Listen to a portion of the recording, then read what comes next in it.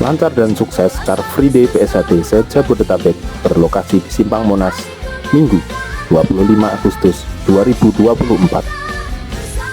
Turut hadir pula Ketua Umum PSHD, Dr. Insinyur Haji Muhammad Taufik, SH, MSc, Ketua Majelis Luhur, Insinyur Edi Asmanto, serta jajaran pengurus pusat dan pengurus cabang PSHD Jakarta dan sekitarnya.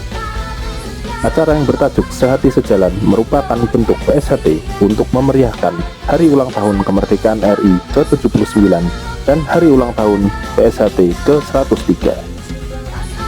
Acara diawali dengan jalan sehat di sekitaran Bundaran HI sampai Simpang Monas, Jakarta.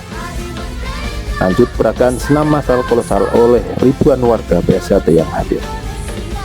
Tim media PSHD melaporkan. Salam persaudaraan PSHD Jaya.